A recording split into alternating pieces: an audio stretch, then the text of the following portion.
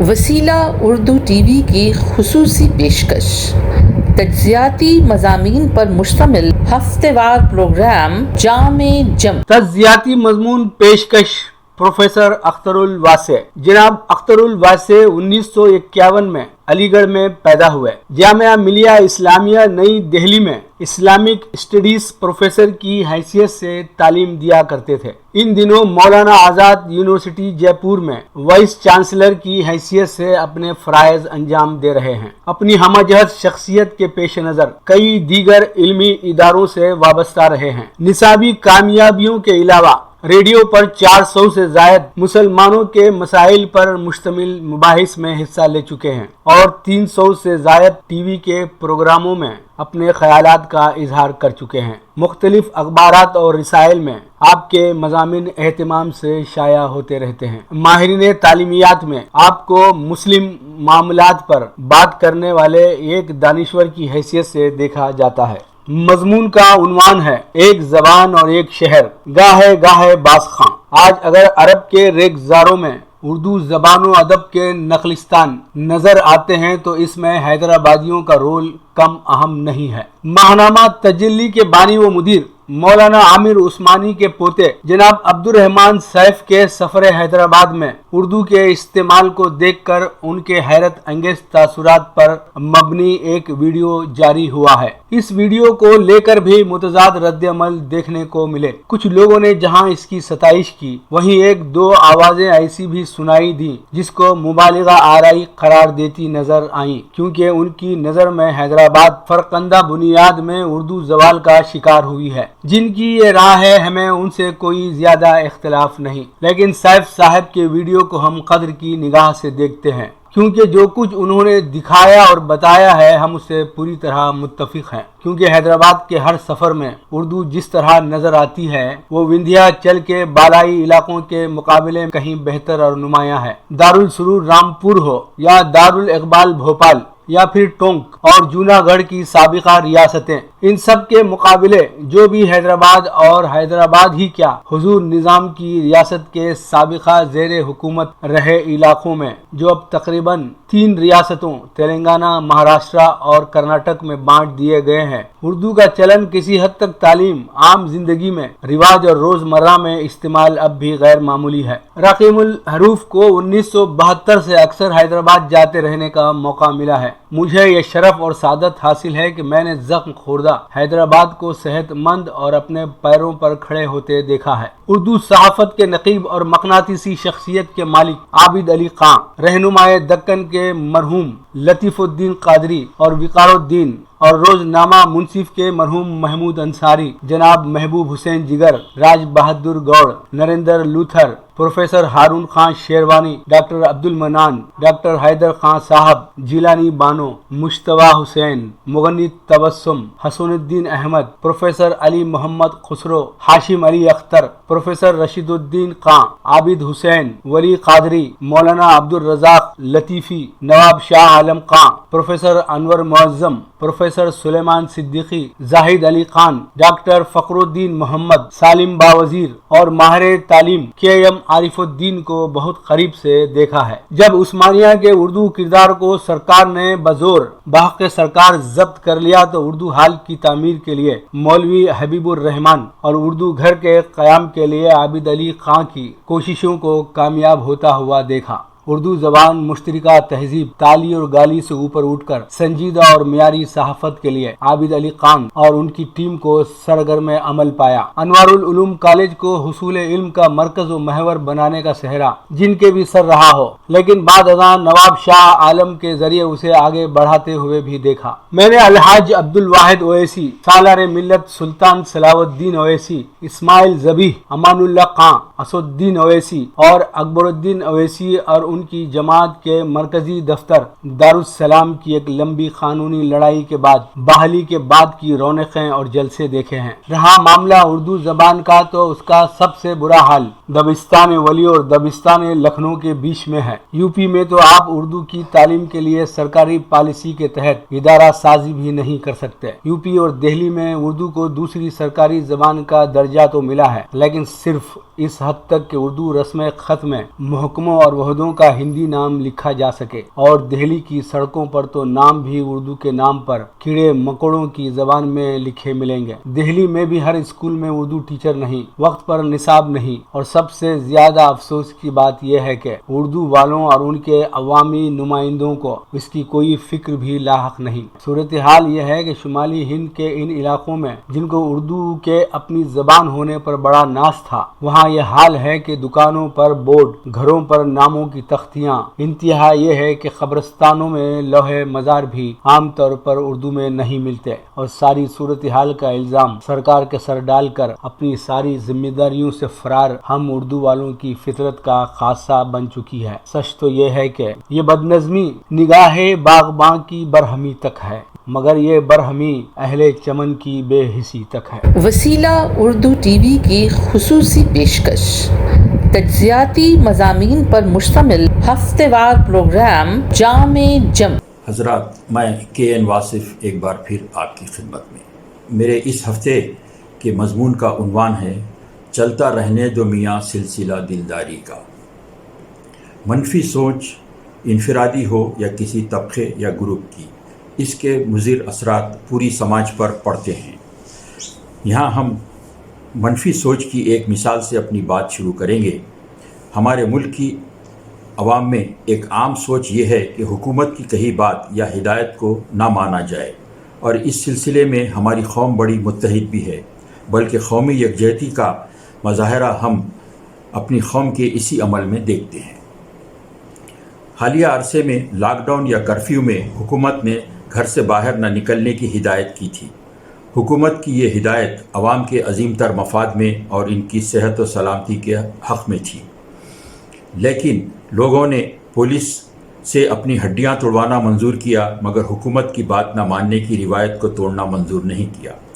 अवाम की इस आदत को हमारे एक दोस्त सिविल नाफरमानी भी कहते हैं। तो हुई इज्तिमाई मनफी सोच की मिसाल। आइए मनफी सोच की एक इनफरादी मिसाल पेश करके फिर हम असल मुद्दे पर आते हैं। एक साहब ऐसे ऑफिस में मुलाजिमत करते थे जहां बड़ी तादाद में ख़वातीन काम करती थी। उनकी बेगम इन्हें हमेशा शक की निगाह से देखती थी और इसी मौजू को लेकर बात बात में ताने मारती थी। उन्होंने बेगम का एतमाद हासिल करने के लिए दाढ़ी रख ली, टखने से ऊंची पतलून पहनने लगे और सौम सलात के पाबंद भी हो गए, मगर बीवी की मनफी सोच अपनी जगह कायम रही। एक शाम वो साहब घर में खामोश बैठे थे तो उनकी बेगम ने कहा, लगता है आजकल बस हूरों के चक्कर में रहते हो तुम।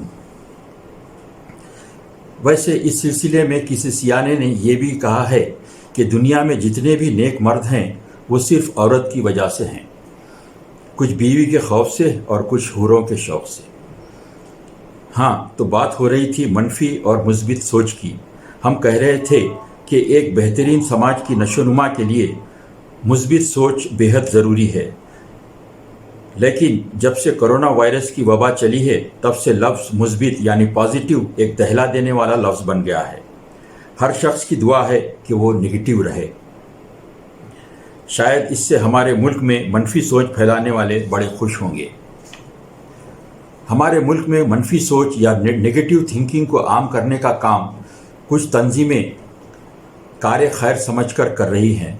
उन्होंने इसमें बड़ी हद तक कामयाबी भी हासिल कर ली है, मगर 5-6 साल क़बल मनफी सोच आम करने की पूरी जिम्मेदारी गोदी मीडिया ने अपने सर ले ली।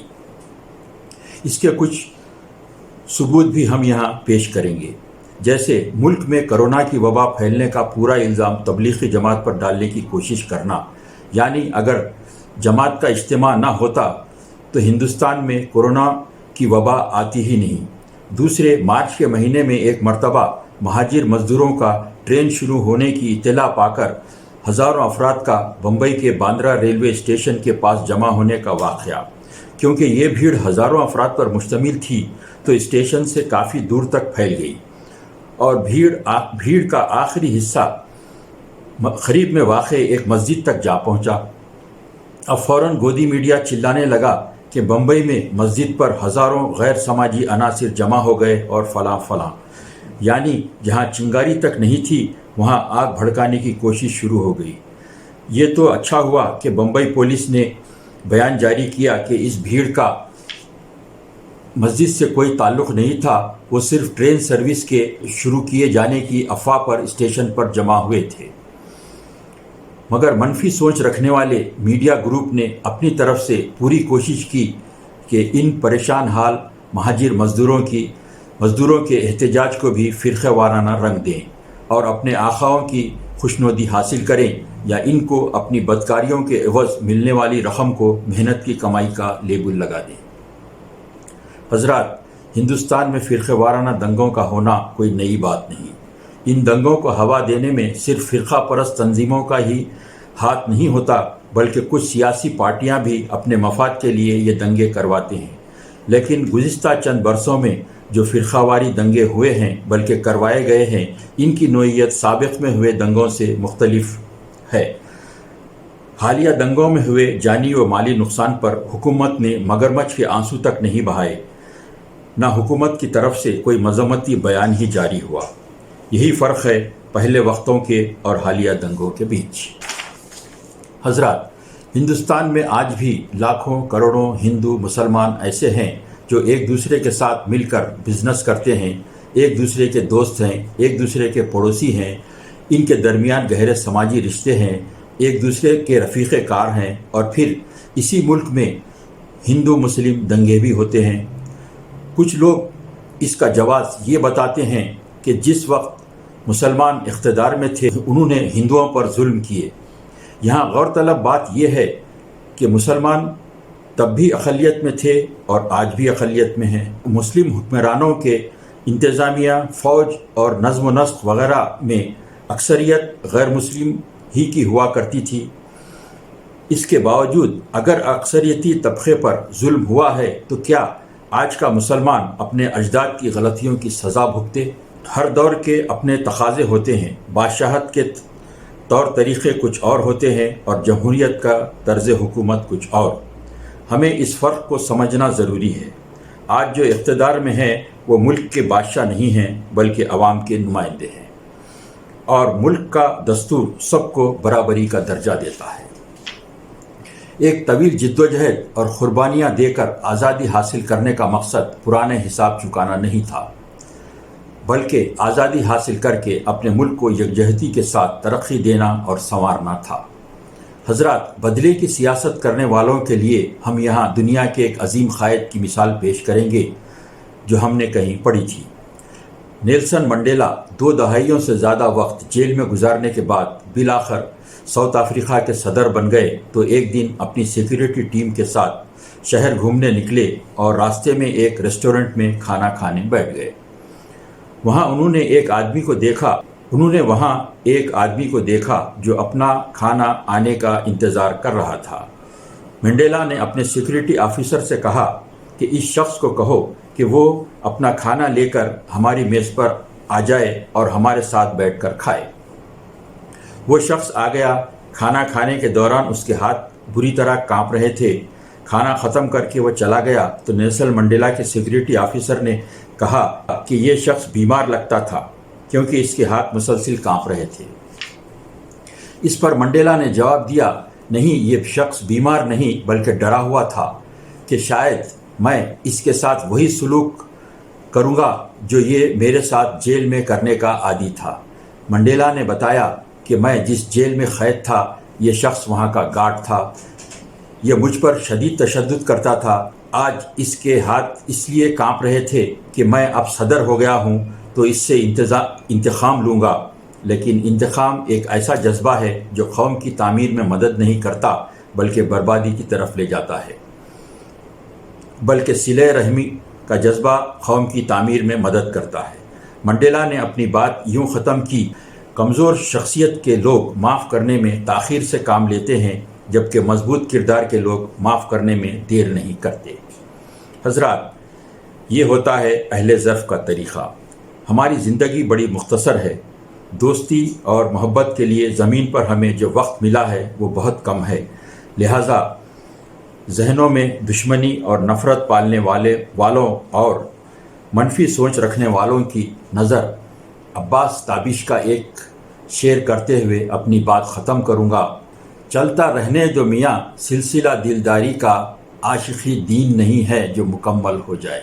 शुक्रिया। वसीला उर्दू टीवी की खुसूसी पेशकश तज्जियाती मज़ामीन पर मुश्तमिल हफ्तेवार प्रोग्राम जामे जम।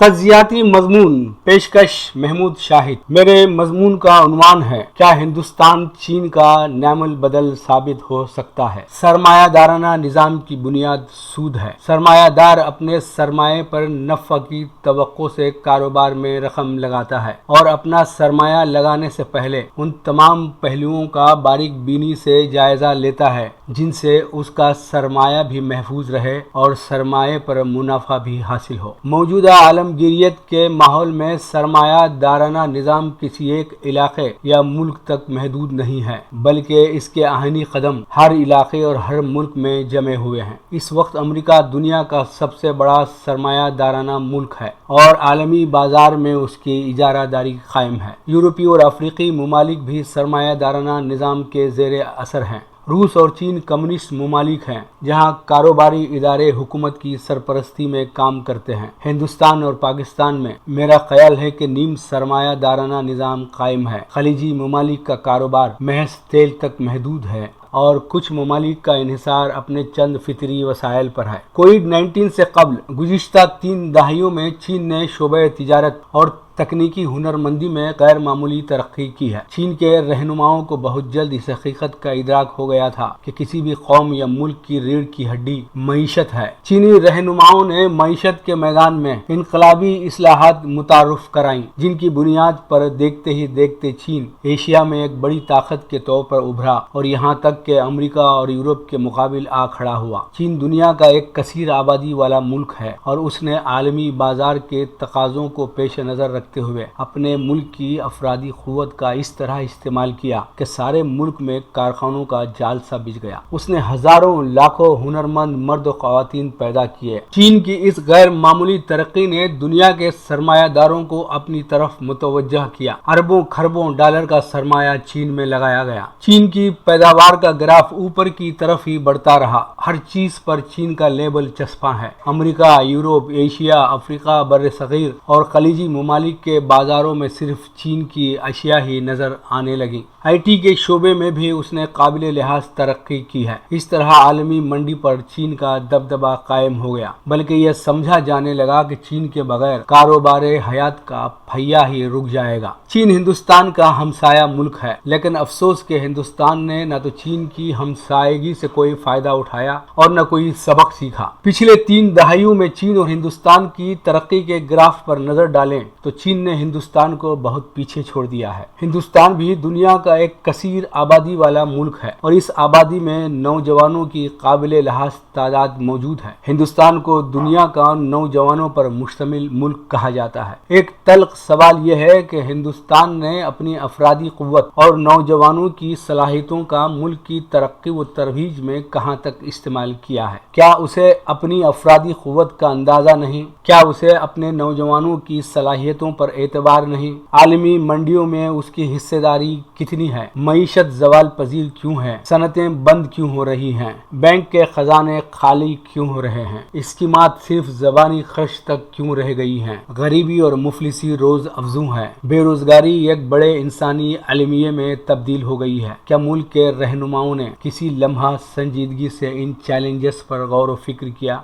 मुल्क के रहनुमा हर वक्त इलेक्शन के मूड में रहते हैं। इलेक्शन में वोट हासिल करना और कुर्सी पर काबिज होना ही उनका कौमी मकसद है। मुल्क की अफरादी क़ुव्वत को पार्टियों के झंडे उठाने के लिए इस्तेमाल किया जाता है। नौजवानों की सलाहियतें लिंचिंग और फसादात में काम में लाई जाती हैं। हुकूमत पर मुस्बत तनकीद करने वाले अफराद और इदारों की ज़बानबंदी के गैर जमहूरी उसूल बनाए जाते हैं। रियासतों की हैसियत तब्दील करके मुल्क के फेडरल ढांचे को तबाह کیا جاتا ہے۔ علیحدگی پسند عناصر کو اعتماد میں لینے کے بجائے ان پر فوج مسلط کی جاتی ہے۔ ملک کو ہندو، مسلمان، سکھ، عیسائی میں بانٹ دیا گیا ہے اور ملک کا جمہوری اور سیکولر نظام زمیں بوس ہونے کے در پہ ہے۔ کورونا وائرس نے ساری دنیا پر شبخون مارا ہے۔ اس وبا سے جہاں کروڑہا افراد متاثر ہوئے ہیں، وہیں لاکھوں انسان لقمے اجل بن گئے ہیں۔ ہر طرف موت کا بازار گرم ہے اور وبا ہے کہ تھمنے کا نام نہیں لے رہی ہے۔ دوا ساز کمپنیاں تجربات پر تجربات کر رہی ہیں۔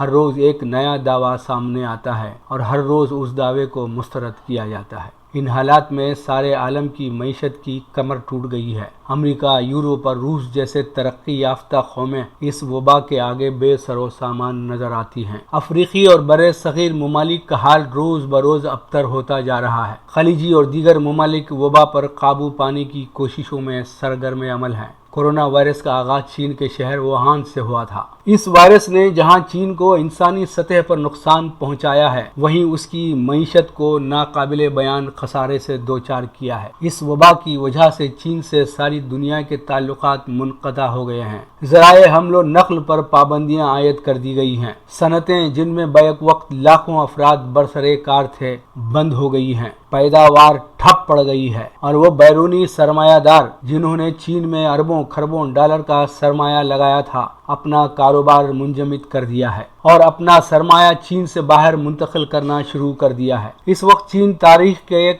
المناک دور سے گزر رہا ہے۔ اس صورتحال سے فائدہ اٹھانے کا ہندوستان کے لیے سنہری موقع تھا کہ ہندوستان خود کو چین کے نعم البدل کے طور پر پیش کرتا، لیکن کیا ایسا ممکن ہے؟ سرمایہ دار منافع خور تو ہوتا ہی ہے، ساتھ ہی سود در سود کا عادی ہوتا ہے۔ کیا کوئی بیرونی سرمایہ دار ہندوستان کے داخلی سیاسی و سماجی انتشار اور زوال پذیر معیشت اور خارجی فوجی و سرحدی غیر یقینیت کے پیش نظر ہندوستان میں اپنا سرمایہ جھونکنا پسند کرے گا؟ وسیلہ اردو ٹی وی کی خصوصی پیشکش، تجزیاتی مضامین پر مشتمل ہفتہ وار پروگرام جام جم